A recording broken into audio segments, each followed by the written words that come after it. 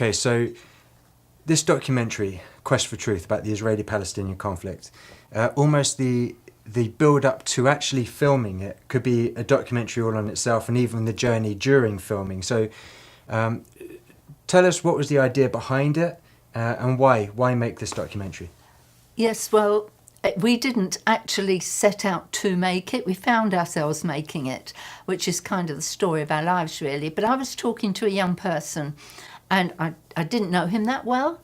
And so I said to him, what are you interested in? And he said, media.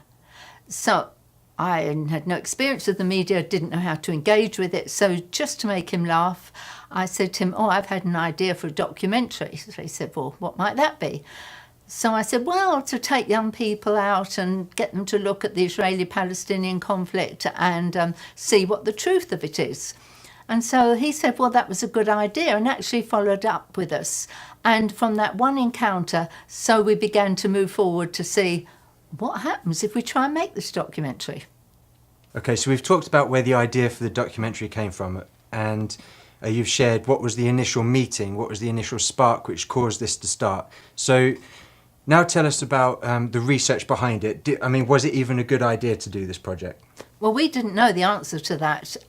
So we just started to make phone calls to friends in America, in England, anybody we knew who knew something about the Israeli-Palestinian conflict. And we would say to them, should we do this? And more importantly, have you heard it being done before? And everybody said, no, we've not heard it having been done before. But you need to know it's not possible to do it. Well, we didn't listen to the second part of that. And so we went out to Israel and we walked around shops, we met people in the street, we went to people we knew. Anywhere we would go, we'd say, we're thinking of doing this, should we do it? And everybody said, yes, do it, it needs doing. Now, I think it was the last encounter we had. We met a Palestinian who actually speaks at the United Nations, and we sat with him and we said, this is the idea, should we do it? And he said, people are out here the whole time making documentaries. He said, I've seen it all. Every day people are making documentaries. And so we thought, this is going to be our first no. And then he said, but I haven't seen this done. You should do it. And so having asked around, been told three things. One, it needs doing. Secondly, it hasn't been done. And thirdly, you can't do it. We just carried on. Right. Yeah, it's funny. Everyone's saying, yes, do it, but it's impossible. You'll never get it done. And as far as they were aware, there's nothing else like it. So we were really trying to figure this thing out as we went along, really kind of walking around in the darkness. Okay, so tell us about how we came to find some of the young people, because there are 11 young people from 7 countries. So how do we tell us a story about one of the young people. How do we get this person? We were looking for somebody from Africa. And this was, about 6 weeks before filming. It was Right. very close to filming. And I was walking around Jerusalem and met a lady. And as you do out there, you get talking. Well, it was then late at night that evening, and I was on Facebook, as you are late at night in the evening, and she added me and she said, what are you doing? So I said, well, I'm looking for somebody from Africa. So we laughed. Right. And she said, well, that's funny. She said, I was meeting somebody else who I invited back for a cup of coffee in my home in Jerusalem. She's from Africa, I think. So I said, well, can you go and ask her if she is and what she does? So she came back and she said, yeah, she's from Africa and she runs a school. Well, at that point, I excitedly said to you, somebody's in Jerusalem and we don't know who they are, but they're in this person's house and it's late at night and they run a school in Africa. So Right, so we told this lady to keep that friend of hers there, and we both got up. We were running through the streets of Jerusalem and we got to our friend's house, and at this point it was probably 11:30, and we sit down and we talk to her and we share the idea behind the documentary. And she says, I think I've got the perfect person for you. So at this point, our job is done. We've got someone from South Africa specifically. And we thought, okay, time to head back to our hotel and let's get some rest. So as we leave, it's now probably 12 o'clock. And we're approaching the at Jaffa Gate in the old city. And as we're getting towards Jaffa Gate, we see about 20 police and IDF soldiers come running in front of us. Now, they don't just run around for no reason out there, so we thought something was going on. So we just stopped and waited, and about 40 more came running out in front of us. So there were some people there, and they saw us looking a bit clueless as to what was happening. And they came and talked to us, and there'd been a stabbing at Damascus Gate, and the stabber had ran into the old city. So you've now got the IDF and the police trying to track down this Palestinian that had stabbed a Jewish person. So we decided it was a good idea to head back to our friend's house because the old city had been shut down. Well, she was our friend by then, but we didn't know her early in the Well, day, that's true, did we? yes. We became quick We friends. became quick friends. So we wait at hers for another half an hour. We try to leave. They're still on this manhunt. So we go back to hers again. We wait another half an hour and we try to leave. And we couldn't get out of the old city still.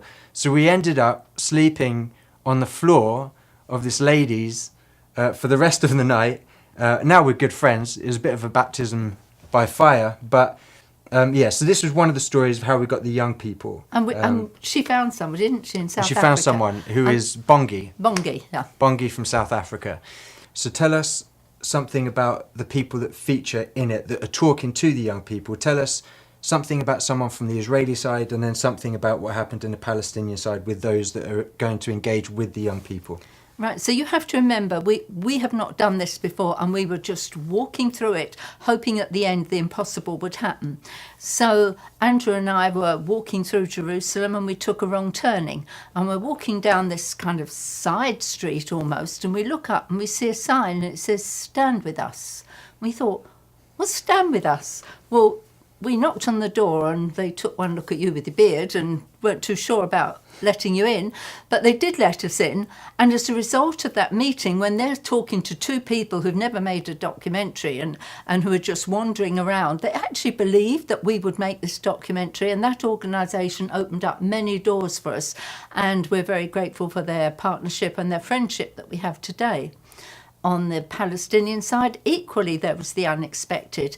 And we met with the governor, but then he invited us back to his home, I think it was, wasn't it? And he put on this kind of barbecue reception type meal for us, and we had an amazing time. And then on another occasion, we were invited to one of the Palestinian homes, and we met with the young people, and we had a barbecue with them and played games.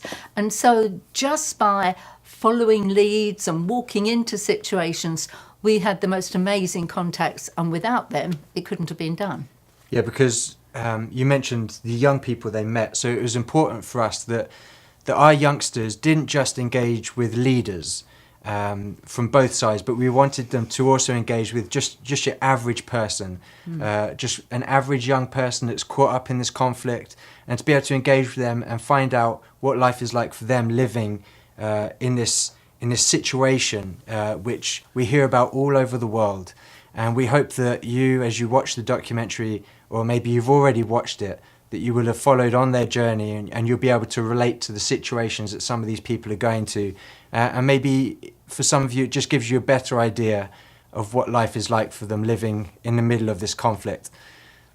Well, you sound very professional. You sound like you've done this 1,000 times. Did you have an enormous bank balance? And how many documentaries you made? And when did you get the film crew? And, how did you do this professionally when you've never done anything like it? Yeah, I mean, you mentioned a few times we've never done anything like this before. We've never made a documentary. We never actually wanted to make a documentary. We kind of just found ourselves in the middle of this. We're just a family from a small town in England, close to Cambridge. And we just had this idea and needed a lot of help from other people as well to pull this thing off. We had no money, but we didn't know it was going to cost a lot of money. I don't think we had a film crew till about 2 months before it started. And the film crew approached us from San Diego. They were amazing. Perhaps to finish off by saying somebody from a media school said that they teach their students on this whole issue of making documentaries, and they have a check sheet. And on that check sheet are all the things that you shouldn't do. And they said, well done, you two. You made this documentary by doing everything on that check sheet that you shouldn't do, and you did it. So high five to us. High five to you. Watch it, and if you want to know more of the story, just message us under this video, ask us questions, and we will check in and answer your questions. And I'd just say, if you've got an impossible dream, just go do it.